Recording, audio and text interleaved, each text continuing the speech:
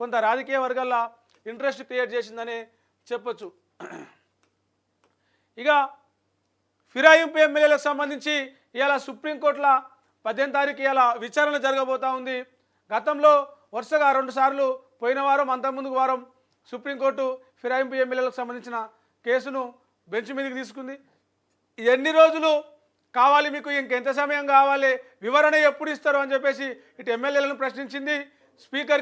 Speaker కార్యాలయానికి కూడా assembly శాఖ కార్యదర్శికి కూడా నోటీసులు పంపింది. వాళ్ళు తగిన సమయం ఇవ్వాలని కోరితే మీరు తగిన సమయం అంటే ఎంత, ఎమ్మెల్యేల పదవీకాలం అయిపోయేంత వరక మళ్ళీ వచ్చే ఎన్నికల వరక ఎంతనో మీరే చెప్పాలి. వీళ్ళనంత తొందరగా నిర్ణయం తీసుకొని మీ నిర్ణయం ఏందో కోర్టుకు అప్పచెప్పాలి. లేకపోతే మీరు ఏం చేయాలనో కోర్టే సూచిస్తుంది, అది తప్పకుండా అమలు చేయాలని చెప్పేసి గత వారం జరిగిన విచారణ సందర్భంగా సుప్రీంకోర్టు ధర్మాసనము ఆ వ్యాఖ్యలు చేసింది. మరి ఇలా విచారణ జరగబోతూ ఉంది. 10 మంది ఎమ్మెల్యేలకు సంబంధించి హైకోర్టులో విచారణ జరిగిన సందర్భంలో హైకోర్టు జడ్జి అంటాడు ఏమని, స్పీకర్ పరిధిలో ఉంటుంది, మేము స్పీకర్కి ఆదేశాలు ఇవ్వలేము కాబట్టి అది స్పీకరే నిర్ణయం తీసుకోవాలని.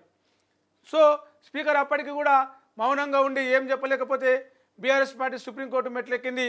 ఆ సుప్రీంకోర్టు ఈరోజు ఇవ్వబోతూ ఉన్నది. మరి ఆ విచారణలో ఏం తేలబోతుంది, ఏం చెప్పబోతూ ఉన్నారు, పార్టీ మీద ఎలాంటి ప్రభావం ఉండబోతా ఉన్నది, 10 మంది మీద ఎలాంటి చర్యలు తీసుకోబోతా ఉన్నారు, వాళ్ళను రాజీనామా చేయమంటారా, అనర్హత వేటేస్తారా, ఉప ఎన్నికలు వస్తే రాష్ట్రంలో పరిస్థితి ఎట్లా ఉంటుందని చెప్పేసి చాలా ఇంట్రెస్ట్ క్రియేట్ చేస్తుంది.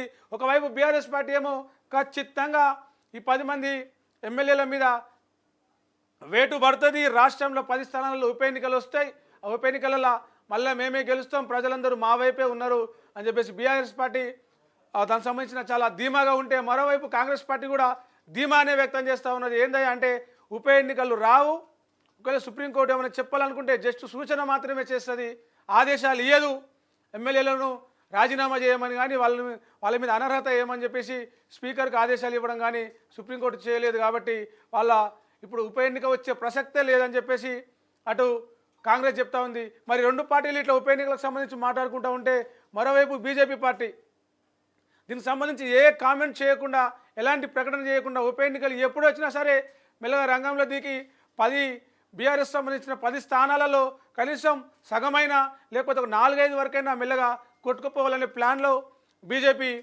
ఉంది.